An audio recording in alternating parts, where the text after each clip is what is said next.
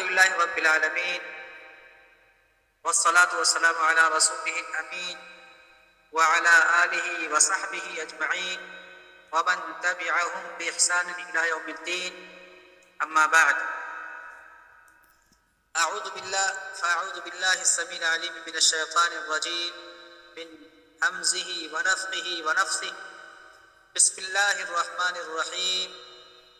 إنا أعطيناك الكوثر فصل لربك وانحر إن شانئك هو الأبتر.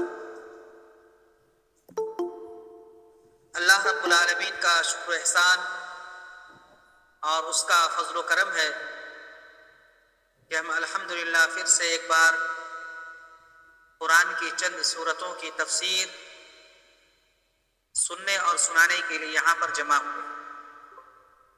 اللہ تعالی ہمارے اس عمل کو قبول فرمائے، آمین. جی سب سے پہلے یہ بتائیے کہ کہاں تک پڑھائی ہوئی تھی، یاد ہے؟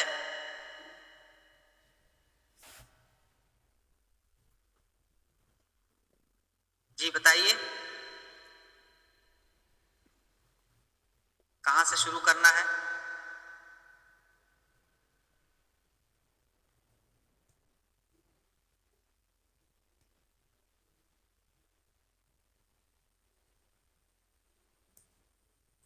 کسی کی آواز نہیں آ رہی ہے. سورہ کوثر، ماشاء اللہ یاد ہے. میں نے ایسے اس لیے تلاوت کر دی تھی تاکہ آپ لوگوں کو بھی علم ہو جائے جس کو نہ معلوم ہو. تو یہ سورہ کوثر ہے. کوثر کا معنی جانتی ہیں؟ کوثر کا معنی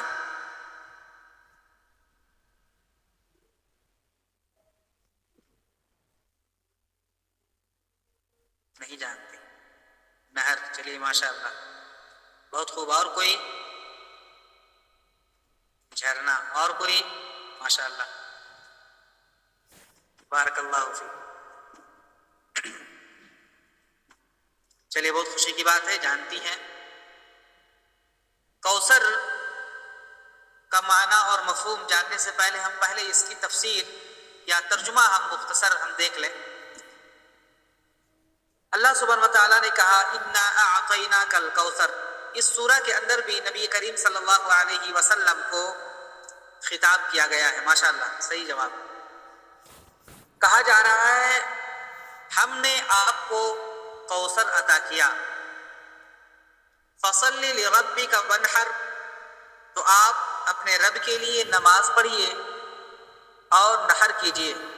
ان شانئک هو الابتر، بے شک آپ کا دشمن وہ دم کٹا ہوا ہے. یہ سورہ کا سیدھا سادہ ترجمہ ہوا. اس سورہ کے اندر اللہ سبحانہ و تعالیٰ نے نبی کریم صلی اللہ علیہ وسلم پر کیے ہوئے احسانات کا ذکر فرمایا ہے کہ اللہ سبحانہ و تعالیٰ نے انہیں کوثر عطا کیا. کوثر کیا چیز ہے؟ آپ لوگوں نے خود ہی جواب دے دیا،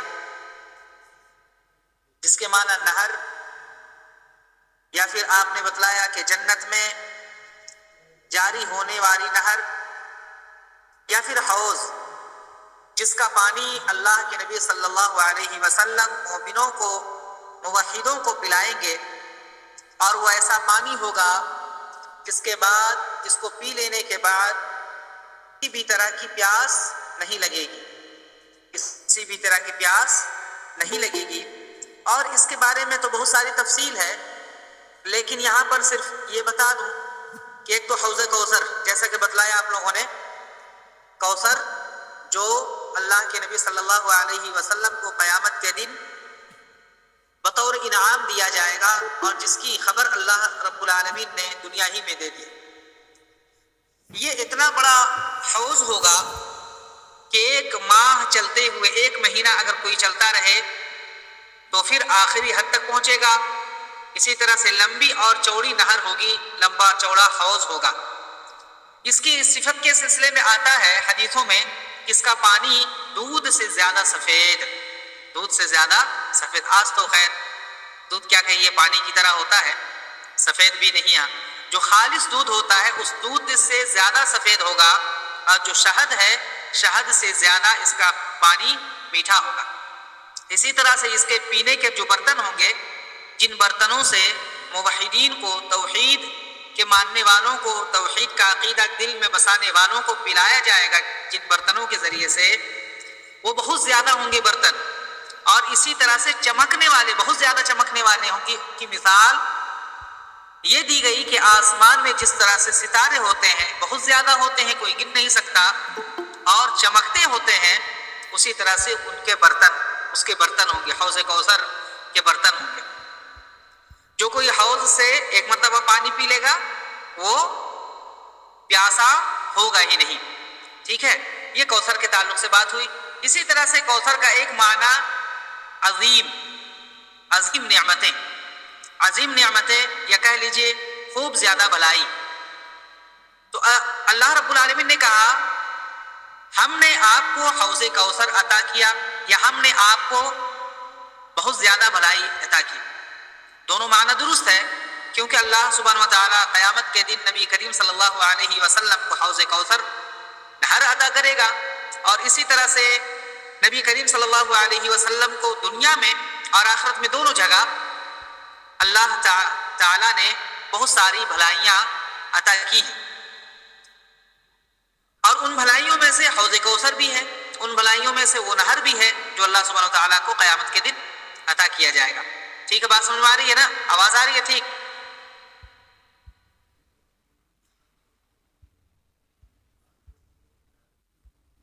جی، ماشاءاللہ۔ اب دیکھیے، جب کسی کو بھلائی ملتی ہے، جب کسی پر کوئی احسان کرتا ہے، تو اس کا نتیجہ، اس کا رزلٹ کیا ہوتا ہے؟ شکر ادا کیا جاتا ہے، اس کا احسان مانا جاتا ہے۔ تو اللہ سبحانہ وتعالیٰ نے فرمایا فَصَلِّ لِرَبِّكَ وَانْحَرْ، لہذا آپ شکر کے طور پر اللہ تبارک و تعالیٰ نے آپ پر جو فضل کیا ہے، جو نعمتیں دی ہیں آپ کو، شکرانے کے طور پر آپ اپنے رب کے لیے نماز پڑھیے۔ وَانْحَرْ، اور ذبیحہ بھی، جانور بھی ذبح کیجئے اپنے رب کے لیے۔ جانور تو بہت سارے لوگ ذبح کرتے، کوئی کھانے کے لیے، کوئی کھلانے کے لیے، کچھ اور کے لیے۔ جب بھی آپ کریں تو نیت یہ ہو کہ میں اسے اللہ کے لیے ذبح کر رہا ہوں، اور خصوصاً جب قربانی ہو، عقیقہ ہو، وغیرہ۔ جیسا کہ سورہ انعام میں بھی اللہ سبحانہ وتعالیٰ نے اسی چیز کا تذکرہ فرمایا ہے، اسی چیز کا حکم دیا، قُلْ إِنَّ صَلَاتِي وَنُسُكِي وَمَحْيَايَ وَمَمَاتِي لِلَّهِ رَبِّ الْعَالَمِينَ۔ اے نبی آپ کہہ دیجئے میری نماز، میری قربانی، میرا جینا، میرا مرنا سب اللہ کے لیے ہے، جو تمام جہانوں کا رب ہے، لا شریک لہ، اس کے ساتھ کوئی شریک۔ ٹھیک ہے۔ ان شانیہ کا هو الابتر۔ یہاں پر دیکھیے، ایک تو تلفظ کے طور پر آپ کو بتا دوں، ان شانیہ کا لوگ بہت سے لوگ پڑھتے ہیں، تو دو الگ الگ لفظ ہے، ایک شأن ہے، ایک شان۔ ٹھیک ہے، دونوں میں فرق ہے، دونوں میں انتر ہے۔ ان شانیہ کا جو حمزہ کے ساتھ ہے، اس کا معنی ہوتا ہے شان، اس کے معنی ہوتا ہے مقام، مرتبہ، عظمت، بڑائی، یہ سب ہوتا ہے۔ ٹھیک ہے، اور جو بغیر حمزہ کے، بغیر جھٹکے کے، جیسا کہ یہاں ان نشانیہ کا هو الابتر، تو اس کا معنی ہوتا ہے دشمن۔ اگر آپ جھٹکے کے ساتھ یہاں پڑھیں گے تو معنی اور مفہوم بالکل الٹا ہو جائے گا، غلط ہو جائے گا۔ معنی ہو جائے گا کہ آپ کا مرتبہ، آپ کی شان، آپ کا مقام هو الابتر، وہی کیا ہے؟ دم بریدہ ہے، دم کٹا ہوا ہے، اس کا کوئی ذکر نہیں کرتا، بلکہ یہ بالکل معنی غلط ہوگا۔ جبکہ یہاں ترجمہ کیا، ان شانیہ کا هو الابتر، آپ کا دشمن کا ذکر نہیں کیا جاتا، آپ کا دشمن، اس کی نسل نہیں چلنے والی، آپ کے دشمن کی بھلائی کو یاد نہیں کیا جانے والا ہے، یہ معنی ہے۔ ٹھیک ہے، تو یہاں پر اس چیز کا خیال رکھیں گے، تلفظ میں کوئی غلطی نہ ہو، کوئی غلطی نہ ہو تلفظ میں۔ اور دوسری بات یہ کہ دونوں کا مفہوم بتا دیا گیا، ایک حمزہ سے ہے اور ایک بغیر حمزے کے الف کے ساتھ ہے، الف کے ساتھ ہے تو اس کا معنی دشمن، اور حمزہ کے ساتھ ہے تو اس کا معنی مقام، مرتبہ، شان، عظمت۔ ان شانی کا ہوا ابتر، آپ کا دشمن ہی دم بریدہ ہے، دم کٹا ہوا ہے، نسل جس کے چلنے والی نہیں، جس کی بھلائی کا ذکر ہونے والا نہیں۔ یہ اصل میں نبی کریم صلی اللہ علیہ وسلم کی زندگی میں لوگوں نے آپ کو بہت قسم کی پریشانیوں میں مبتلا کیا، بہت زیادہ ستایا گیا، ذہنی، جسمانی، دماغی، ہر طرح سے آپ کو ٹارچر کیا گیا۔ ایک ٹارچر کی ایک اور مثال یہ ہے نبی کریم صلی اللہ علیہ وسلم کے جو بھی بچے ہوئے، آپ کی جو اولاد ہوئی، جانتے ہیں کہ کوئی نرینہ اولاد، کوئی لڑکا آپ کا باقی نہیں رہا. 3 لڑکے ہوئے یا اختلاف کے ساتھ 4 لڑکے ہوئے. تو اللہ کے نبی صلی اللہ علیہ وسلم کی زندگی ہی میں تمام وفات پا گئے. آخری بیٹا حضرت ابراہیم رضی اللہ عنہ یہ تھے. جب ان کا انتقال ہوا تو دشمنوں نے ٹھٹھا اڑانا شروع کیا اور باقاعدہ لوگوں کے پاس جا جا کر کے کہا جاتا، لوگ کہتے، خصوصاً یہ ابو جہل کہتا، دیکھو محمد تو کہہ رہا تھا کہ حکومت کرے گا، محمد تو کہتا تھا دل جیتے گا، محمد تو یہ کہتا تھا. اب دیکھو اس کی آخری اولاد بھی ختم ہو گئی، جس کے ذریعے سے نسل چلتی ہے، جس کے ذریعے سے جنریشن آگے بڑھتا ہے، اس ہو گئی. اب کوئی نام نہیں لینے والا نہیں ہوگا، بس محمد جو اللہ غارت کرے اسے کہتا، چلاتا ہے، تمام معبودان باطلہ کی نکیر کرتا ہے، منع کرتا ہے. اب دیکھو اس کا حال یہ ہو گیا ہے کہ آخری بیٹا تھا. نبی کریم صلی اللہ علیہ وسلم یہاں غم سے نڈھال ہیں. کس کو دکھ نہیں ہوتا؟ اپنا بیٹا، وہ بھی آخری بیٹا بھی اگر اپنی زندگی میں چھوڑ کر چلا جائے تو کسے دکھ نہ ہو. غم سے آپ صلی اللہ علیہ وسلم کی آنکھوں سے آنسو بہ رہے تھے، اور یہ ابو جہل اور آپ کے دشمنان لوگوں کے درمیان یہ ہلہ کر رہے تھے، دیکھو اب کوئی نام لینے والا نہیں. تو اللہ سبحانہ و تعالیٰ نے نبی کریم صلی اللہ علیہ وسلم کو تسلی دی. اللہ سبحانہ و تعالیٰ کا یہ ہمیشہ سے طریقہ کار رہا ہے. اللہ تبارک و تعالیٰ کی سنت رہی ہے کہ اپنے مومنین بندوں کو تسلی دیا کرتا ہے، آزمائش میں مبتلا کرتا ہے، لیکن کبھی بھی دشمنوں کو بہت دنوں تک، مدت دراز تک خوش ہونے کا موقع نہیں دیتا. تو اللہ تبارک و تعالیٰ نے فرمایا، ان شانئک ھو الابتر، اے اللہ، اے نبی، اے محمد، ہم نے آپ کو بہت سارے انعامات سے نوازا ہے، بہت سارے آپ پر احسانات کیے ہیں. آپ کو گھبرانے کی ضرورت نہیں، دنیا میں بھی آپ کو ہم نے عطا کیا ہے، آخرت میں بھی ہم عطا کریں گے، آپ صرف میرا شکر بجا لائیے. ان شانئک ھو الابتر. اور آخر میں کہا، آپ کا دشمن ہی دم بریدہ ہے، آپ کا دشمن ہی ایسا ہے جس کی بلائیوں کو تذکرہ نہیں کیا جائے گا. آج آپ دیکھ لیجئے، ہر جگہ، ہر گاؤں، ہر بستی، ہر شہر، ہر خطے، ہر گوشے، ہر کونے میں نبی کریم صلی اللہ علیہ وسلم کی بھلائی، آپ کا ذکر خیر، آپ کا نام آتا ہے تو درود بھیجا جاتا ہے، آپ کا نام آتا ہے تو صلی اللہ علیہ وسلم کہتے ہیں، آپ کا نام آتا ہے تو محبت سے دل بھرنے لگتے ہیں، آپ کا ذکر آتا ہے تو لوگ خاموشی سے سنتے ہیں. یہ کس کی؟ یہ اللہ رب العالمین کی نعمت ہے. ذکر خیر آپ کا باقی رہا اور انشاءاللہ العزیز قیامت تک باقی رہے گا. لیکن ابو جہل، ابو لہب اور دوسرے دشمنان اسلام امیہ بن خلف، جب بھی ان کا ذکر آتا ہے تو لوگ لعنت ہی بھیجتے ہیں، لوگ غم و غصے سے اپنا اظہار کرتے ہیں الفاظ کے ذریعے سے، کلمات کے ذریعے سے. تو اللہ رب العالمین نے تسلی دی اور نبی کریم صلی اللہ علیہ وسلم کو بتلایا، آپ کو گھبرانے کی ضرورت نہیں، غم اور دکھ مبتلا ہونے کی ضرورت نہیں. اب دیکھیے آگے، اگلی سورہ ہے سورۃ الکافرون. پہلے اس کا ہم ترجمہ دیکھ لیتے ہیں. قل یا ایھا الکافرون، اے محمد صلی اللہ علیہ وسلم آپ کہہ دیجئے، اے کافروں، لا اعبد ما تعبدون، میں ان معبودوں کی عبادت نہیں کروں گا یا نہیں کرتا ہوں جن معبودوں کو تم پوجتے ہو. ولا انتم عابدون ما اعبد، اور جس ذات کی میں عبادت کرتا ہوں تم اس ذات کی عبادت کرنے والے نہیں. ولا انا عابد ما عبدتم، اور جن معبودوں کو تم پوجتے ہو میں انہیں پوجنے والا نہیں ہوں، میں ماننے والا نہیں ہوں. ولا انتم عابدون ما اعبد، اور جس ذات کی میں عبادت کرتا ہوں تم اسے عبادت کے لائق نہیں سمجھتے یا عبادت نہیں کرتے. لکم دینکم ولی دین، تیرا دین تیرے لیے، تمہارا دین تمہارے لیے اور میرا دین میرے لیے. یہ سورہ الکافرون سے مشہور ہے کیونکہ اس میں کھلم کھلا کافروں کو مخاطب کیا گیا ہے اور یہ شرک سے برات کا اظہار ہے. شرک سے برات کا اظہار ہے.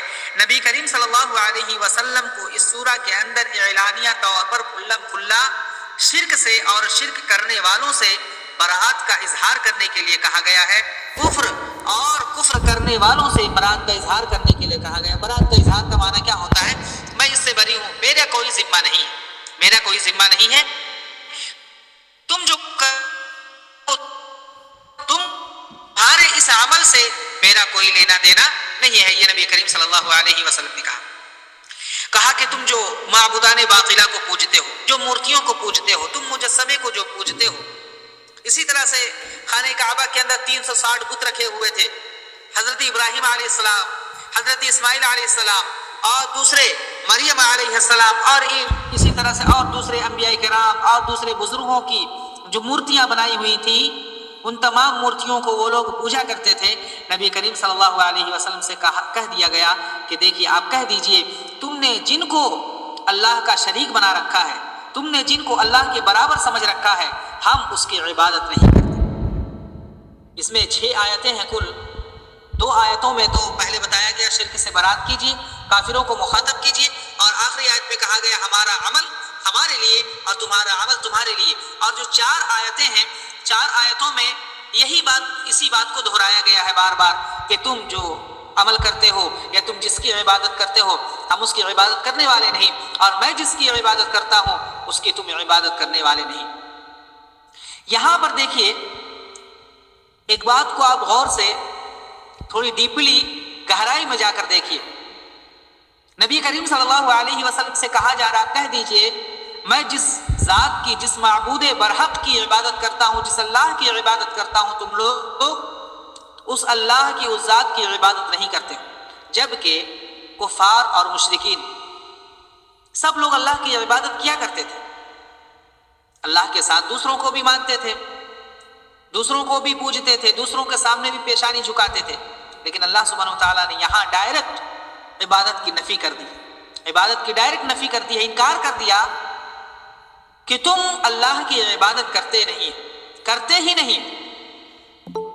اس کا مفہوم یہ نکلا، مطلب یہ نکلا کہ عبادت، ہر وہ عبادت جس میں اخلاص نہ ہو، جسے صرف اللہ سبحانہ وتعالیٰ کے لیے انجام نہ دیا جائے، جسے صرف اور صرف اللہ کی رضا جوئی کے لیے، اللہ کو خوش کرنے کے لیے نہ کیا جائے، اس میں اور کچھ بھی شامل ہو تو پھر وہ عبادت ہی نہیں، وہ عبادت ہے ہی نہیں۔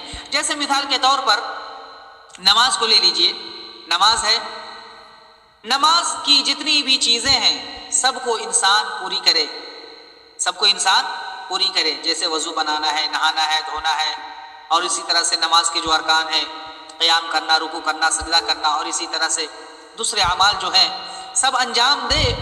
اس کے اندر جو دعائیں ہیں وہ بھی پڑھیں، جو تکبیرات ہیں وہ بھی کریں، تمام چیزوں کو اچھے سے آرام سے ادا کرے، لیکن اگر اس کے اندر طہارت نہ ہو، طہارت، انسان پاک ہی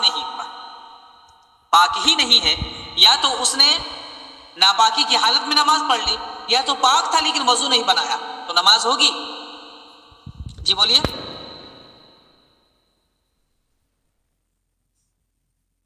نہیں ہوگی، ماشاءاللہ نماز ہوگی نہیں۔ کیوں نہیں ہوگی؟ کیونکہ اصل جو چیز تھی وضو، یا اصل جو چیز تھی پاکی، اس نے وہ حاصل ہی نہیں کیا ہے، اسی وجہ سے نماز نہیں ہوگی۔ اسی طرح سے اللہ کی عبادتیں، جو عبادتیں ہیں، خواہ وہ کوئی بھی عبادت ہو، نماز ہو، روزہ ہو، حج ہو، زکوٰۃ ہو، صدقہ ہو، خیرات ہو، بھلائی ہو، برائی سے منع کرنا ہو، کسی پر صدقہ کرنا ہو، یا کسی کو صحیح راستہ دکھانا ہو، کسی کی رہنمائی کرنا ہو، کسی کو خوش کرنا ہو، کسی کو قرض دینا ہو، کسی کو کھانا کھلانا ہو، یا کسی کا قرض معاف کر دینا ہو، کوئی بھی عبادت ہو، عبادتوں میں اگر اللہ سبحانہ وتعالیٰ کو خوش کرنے کا یا اللہ سبحانہ وتعالیٰ کے لیے وہ خاص عبادت نہ ہو، تب پھر وہ عبادت ہی نہیں ہوگی۔ جس طرح سے یہاں نماز پوری پڑھے، پھر بھی اگر اس نے نماز پڑھی ہے ناپاکی کی حالت میں یا پھر وضو نہ کیا ہو، تب عبادت نہیں، عبادت کہا جائے گا، عبادت ہی نہیں۔ جیسا کہ مشہور حدیث ہے، اللہ کے نبی صلی اللہ علیہ وسلم، کئی حدیثیں اس طرح سے، کوئی عمل کیا ہو صحابی نے، کوئی عمل کیا ہو کسی شخص نے، لیکن اللہ کے نبی صلی اللہ علیہ وسلم نے کہا تم نے کیا ہی نہیں۔ جیسے وہ مشہور حدیث جسے مسی بھی کہا جاتا ہے، صلاۃ المسی، کہ بھولنے والے اور غلط نماز پڑھنے والے کی نماز، حدیث مشہور ہے. تو وہ کیا بار بار نماز پڑھتا، پھر آتا وہ شخص، اللہ کے نبی صلی اللہ علیہ وسلم کہتے صلی فإنک لم تصلی، کہ نماز پڑھو، تم نے نماز پڑھی نہیں، اس لیے کہ ارکان وغیرہ جو تھے اس کو پورا نہیں کرتا تھا. 3 مرتبہ آپ نے صلی اللہ علیہ وسلم نے دہرا دیا. تو یہاں پر بتانے کا مقصد یہ ہے کہ نماز وہ پڑھ رہا تھا، لیکن چونکہ نماز ویسی نماز جس طرح ہونی چاہیے ویسی نماز نہیں تھی، اس لیے اللہ کے نبی صلی اللہ علیہ وسلم نے نفی کر دی، تم نے نماز پڑھی نہیں. اسی طرح سے یہاں پر اگر عبادت میں اللہ سبحانہ و تعالیٰ کے لیے خالص نہ کیا جائے اور لوگوں کی عبادتوں سے شامل کر لی جائے، اسی طرح سے عبادت میں خوف ہے، ڈرنا ہے، اللہ سے ڈرا جائے، دوسروں سے بھی ڈرا جائے. محبت ہے، ہم اللہ سے محبت کرتے ہیں، دوسروں کی بھی محبت ہم اللہ سے، دوسروں سے اللہ ہی کی طرف محبت کرنے لگے، یا اللہ سے جتنی محبت کرتے ہیں اس سے زیادہ محبت کرنے لگے، تو پھر یہ محبت کی جو عبادت ہے وہ عبادت ہوگی نہیں. بات واضح ہو رہی ہے؟ تو اس سورہ کے اندر یہی بتلایا گیا ہے، اس سورہ کے اندر یہی بتلایا گیا ہے کہ تم جو عبادت کرتے ہو اس میں تو ایک یہ ہے کہ اللہ رب العالمین کے لیے جیسا میں کرتا ہوں، جیسی عبادت میں کرتا ہوں ویسی تم نہیں کرتے، یا پھر جس اللہ کی عبادت میں کرتا ہوں کسی اور کی عبادت نہیں، یعنی سب کو چھوڑ کر صرف اللہ کی، ویسے تم نہیں کرتے، صرف اللہ کی. دونوں چیزوں، ایک تو معبود یعنی اللہ رب العالمین کی عبادت، دوسرا خود وہ عبادت جو کیفیات ہیں، اللہ رب العالمین کو ماننا، اللہ سے محبت کرنا، وہ ایک کیفیت ہوتی ہے، اس کیفیت کی طرح تم اللہ کی عبادت نہیں کرتے. یا پھر اللہ کی جو ذات ہے اس ذات کو اس عبادت کے لائق سمجھ کر میں جیسا کرتا ہوں ویسا تم نہیں کرتے. ٹھیک ہے، تھوڑی ڈیپلی اگر جائیں گے تب یہ ہوگا. لکم دینکم ولی دین، آخر میں کہا گیا لکم دینکم ولی دین، تمہارا اعمال، تمہارا دین تمہارے لیے اور میرا دین میرے لیے. یہاں پر یہ بتلایا گیا کہ دیکھو تم لوگ ان معبودوں کی عبادت کرتے ہو، اصنام کی، اوثان کی، یعنی اللہ کو چھوڑ کر جو مورتیاں ہیں، جو اسٹیچو ہیں، جو مجسمے ہیں، جو تصویریں ہیں، جو شجر ہے، جو حجر ہے، جو درخت ہے، جو پتھر ہیں، اور بھی تم نے بہت سارے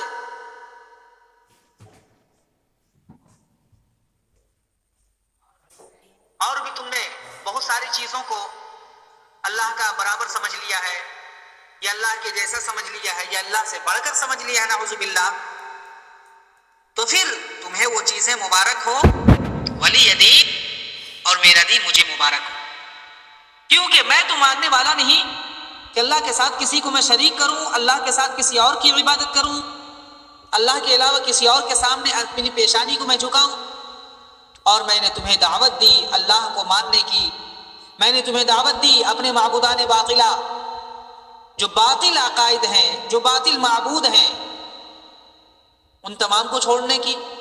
تم اس دعوت کو بھی قبول نہیں کرتے، لہذا لکم دینکم ولی دین، تم اپنے منہج پر قائم رہو، میں اپنے منہج پر قائم رہتا ہوں، میں اپنے طریقہ کار پر رہتا ہوں. اس طرح اور بھی بہت ساری آیتیں ہیں جن میں اس بات کو واضح طور پر بیان کیا گیا ہے. اب آئیے اگلی سورہ کی طرف، سورۃ النصر. سورہ نصری ہے نا، نصر کا معنی کوئی بتائے؟ ماشاءاللہ آپ لوگ پڑھی لکھی ہیں. نصر کا معنی مدد، ماشاءاللہ جزاک اللہ خیرہ، مدد. تو یہ سورہ نصر ہے، یعنی مدد والی سورہ. اللہ سبحانہ و تعالیٰ نے فرمایا اذا جاء نصر اللہ والفتح. بہت اچھا، بہت خوب. اذا جاء نصر اللہ والفتح، کہ جب اللہ کی مدد آ جائے اور فتح آ جائے. اذا جاء نصر اللہ والفتح، جب اللہ کی طرف سے مدد آ جائے اور فتح آ جائے، جیت آ جائے. وَرَأَيْتَ النَّاسَ يَدْخُلُونَ فِي دِينِ اللَّهِ أَفْوَاجًا، اور لوگوں کو آپ دیکھ لیں دین میں، اللہ کے دین میں داخل ہو رہے ہیں فوج در فوج، گروہ در گروہ، گروپ در گروپ. فَسَبِّحْ بِحَمْدِ رَبِّكَ وَاسْتَغْفِرْ، تو آپ اپنے رب کی تسبیح بیان کیجئے اور اس سے مغفرت طلب کیجئے. اِنَّهُ كَانَ تَوَّابًا، وہ بڑا بخشنے والا ہے، توبہ قبول کرنے والا ہے۔ یہ ترجمہ ہوا سورہ کا۔ اب اس کی مختصر تفسیر یہ، نبی کریم صلی اللہ علیہ وسلم آئے ایک مشن کو لے کر، عظیم کام کو لے کر، عظیم پیغام کو لے کر اللہ سبحانہ وتعالیٰ نے بھیجا۔ اور یہ اللہ تبارک و تعالیٰ کی سنت رہی ہے کہ جب اللہ اپنے مشن کو پورا کرنے کے لیے اپنے پیغام کو دے کر کسی نبی کو، کسی رسول کو بھیجتا ہے، وہ پیغام مکمل ہونے کے بعد، وہ مشن کمپلیٹ ہونے کے بعد اللہ سبحانہ وتعالیٰ اس نبی کو اٹھا لیتا ہے۔ اس نبی کو اٹھا لیتا ہے کیونکہ مقصد ہی تو ہوتا ہے لوگوں تک پہنچانا، لوگوں تک پیغام کو سنا دینا۔ تو اسی طرح سے نبی کریم صلی اللہ علیہ وسلم کو دیا گیا پیغام، مشن دیا گیا، جب وہ کمپلیٹ ہو گیا، اور کمپلیٹ کس صورت میں ہوا، کس شکل میں ہوا، اس سورہ میں یہی ذکر ہے کہ جب اللہ کی مدد آ گئی، اللہ کی مدد آ گئی۔ اللہ کی مدد کیسے آئی؟ جیسا کہ بدر میں، احد میں، حنین میں اور بہت ساری جنگیں لڑی گئیں۔ اسی طرح سے فتح مکہ والفتح، اور فتح مکہ، مکہ فتح ہوا 8 ہجری میں۔ تو لوگ اسلام کی حقانیت کو، اسلام حق ہے، بہترین دین ہے، سب سے بہتر یہی دین ہے، اس چیز کو سب لوگ سمجھ گئے اور پھر اسلام قبول کرنے لگے، گروہ در گروہ، 100 ہزاروں، ایک ایک قبیلہ، ایک ایک خاندان، ایک ایک گاؤں، ایک ایک بستی اور ایک ایک شہر والے تمام لوگ قبول کرنے لگے۔ وَرَأَيْتَ النَّاسَ يَدْخُلُونَ فِي دِينِ اللَّهِ أَفْوَاجًا، کہا گیا ایک تو فتح، مکہ فتح ہو گیا، لوگوں کے دلوں میں اسلام کی محبت ڈال دی گئی، اسلام سے محبت ہو گئی، اور جو لوگ اسلام کے دشمن تھے یا اسلام کے ماننے والوں کے دشمن تھے، جب مکہ فتح ہو گیا تو اسلام کا اور اسلام والوں کا ڈر ان کے دلوں میں بیٹھا دیا گیا۔ دونوں کام ہو گیا، اسلام کے ماننے والے اسلام کی طرف آ گئے، اور جو لوگ نہیں آئے تھے ان کے دلوں میں، چونکہ مکہ فتح ہو گیا تھا، ایک عظیم شہر، بڑا شہر مکہ فتح ہو گیا تھا، تو ان کے دلوں میں اسلام کا ڈر پیدا ہو گیا۔ فَسَبِّحْ بِحَمْدِ رَبِّكَ وَاسْتَغْفِرْ، اے نبی جب یہ کام ہو گیا، آپ کا مشن پورا ہو گیا ہے، لہٰذا آپ کیا کیجیے، اپنے رب کی تسبیح بیان کیجیے اور استغفار کیجیے۔ دیکھیے، ہر وہ کام، ہر وہ عبادت جو ہم کرتے ہیں یا اسلام کے اندر ہے، آپ دیکھیں گے کہ ہر ایک کی آخر میں، انت میں استغفار کا حکم دیا گیا ہے۔ جیسا کہ نماز پڑھتے ہیں تو کیا کہتے ہیں؟ اللہ اکبر، اسلام کرنے کے بعد اللہ اکبر، استغفر اللہ، استغفر اللہ، استغفر اللہ۔ حج کرتے ہیں تو استغفار کرتے ہی رہتے ہیں۔ اسی طرح سے اور بھی روزہ رکھتے ہیں تو روزہ میں بھی استغفار ہی ہے، نماز میں نہ جانے کتنی مرتبہ ہم استغفار کرتے ہیں۔ اسی طرح سے جب قضاء حاجت کے لیے آتے ہیں تب بھی استغفار ہے۔ اسی طرح سے اور بہت ساری عبادتیں ہیں، چھوٹی بڑی عبادتیں، ہم استغفار کرتے رہتے ہیں، اور تسبیح و تحلیل۔ تو یہاں دیکھیے اللہ رب العالمین کی مدد آئی، مکہ فتح ہو گیا، مشن پورا ہو گیا، یہ بہت عظیم کام ہوا ہے، لہٰذا کہا جا رہا ہے یہاں پر بھی فَسَبِّحْ بِحَمْدِ رَبِّكَ وَاسْتَغْفِرْ، آپ اپنے رب کی تسبیح بیان کیجیے، استغفار کیجیے۔ یہاں پر ایک سبق یہ بھی ملتا ہے کہ انسان اس بات کا اعتراف کرے کہ جو کچھ ہوا ہے یہ اللہ کی جانب سے ہوا ہے۔ جب ہم کوئی کام کریں، کسی کو دعوت دیں، کسی کو پڑھائیں یا خود پڑھیں، جب ہمیں ایک اسٹیپ ہم بڑھ جائیں، جب ہمیں کچھ حاصل ہو جائے تو اسے ہم یہ سمجھے کہ اللہ کی جانب سے ہم نے محنت کی، لیکن محنت اس وقت تک قابل قبول نہیں ہے جب تک کہ اللہ رب العالمین کی مشیت، وما تشاؤون الا ان یشاء اللہ رب العالمین، تم جو چاہتے ہو بغیر اللہ کی مشیت کے، اللہ کی مرضی کے نہیں ہو۔ تو یہاں پر اس بات کا بندے کو اعتراف ہونا چاہیے کہ ہم جو کر رہے ہیں یا ہم نے جو کر لیا ہے یہ یقیناً اللہ کی جانب سے ہے، اور پھر اس بات کا بھی اعتراف ہو، اس بات کو بھی انسان اپنے دل میں بٹھا لے کہ میں نے جو کیا ہے یقیناً اس میں کچھ نہ کچھ کمی ہوگی، یا کمی نہیں تو جس طرح سے کرنا چاہیے ہم نے اس طرح سے کیا نہیں، یہ جتنے دنوں میں یہ کام مکمل ہونا چاہیے وہ اتنے دنوں میں نہیں ہو پایا، یہ میرے اندر کی کوتاہی ہے، یہ میرے اندر کی کمی ہے۔ اس لیے استغفار کرے کہ اللہ جو کمی ہو گئی ہے، جو کوتاہی ہو گئی ہے، یہ جو لغزش ہو گئی ہے، اسے تو معاف کر دے، بخش دے۔ جب ایسا کرے گا انسان تو اس کے اندر عاجزی آئے گی، اس کے اندر یہ یقین آئے گا کہ یہ میرا کام نہیں ہے، یہ تو اللہ رب العالمین کا کام ہے، کمی انسان کی جانب سے، میری جانب سے ہوئی۔ فَسَبِّحْ بِحَمْدِ رَبِّكَ وَاسْتَغْفِرْ إِنَّهُ كَانَ تَوَّابًا، اور کہا گیا دیکھو انسان، دیکھ اے محمد صلی اللہ علیہ وسلم آپ دیکھیے کہ جب آپ استغفار کریں، جب توبہ کریں تو اللہ سبحانہ و تعالیٰ کو توبہ قبول کرنے والے آپ پائیں گے، توبہ قبول کرنے والا اللہ کو پائیں گے، لہذا آپ استغفار کیجئے، توبہ کیجئے۔ اور توابہ یہاں انشاءاللہ بعد میں آئے گی بات، توحید اسماء و صفات میں صرف یہاں پر یہ بتا دوں، توابہ کا معنی ہوتا ہے، دو معنی ہوتا ہے توبہ کا۔ تابہ یتوب عربی کا لفظ آپ جانتی ہوں گی، عربی کا لفظ ہے جس کا معنی توبہ کرنا اور توبہ قبول کرنا دونوں ہوتا ہے، معافی مانگنا اور معاف کرنا۔ لیکن اللہ رب العالمین کے لیے جب یہ لفظ آئے تو اس کا معنی ہر جگہ یہی ہوگا کہ اللہ توبہ قبول کرنے والا ہے، معاف کرنے والا ہے، ٹھیک ہے۔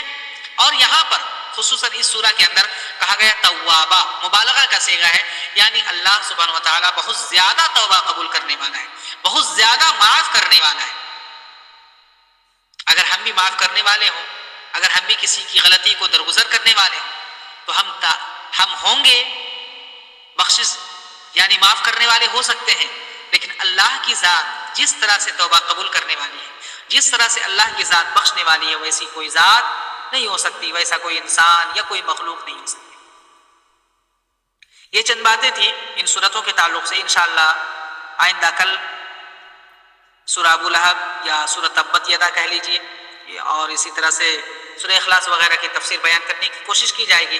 اللہ سبحانہ وتعالیٰ سے دعا ہے رب العالمین ہم تمام لوگوں کو اخلاص کے ساتھ علم دین حاصل کرنے کی توفیق عطا فرما، اور ہم جو پڑھیں، جو سمجھیں اور جو حاصل کریں، اے اللہ تو دوسروں تک پہنچانے کی توفیق دے، اور سب سے پہلے ہمیں اپنے اندر سدھار کرنے کی تو توفیق بخش، آمین یا رب العالمین۔ اور اسی طرح سے اگر کوئی سوالات وغیرہ ہو تو آپ کسی کے ذریعے سے، کسی ایڈمن کے ذریعے سے بھیجوا سکتی ہیں، انشاءاللہ تشفی بخش جواب دینے کی کوشش کی جائے گی۔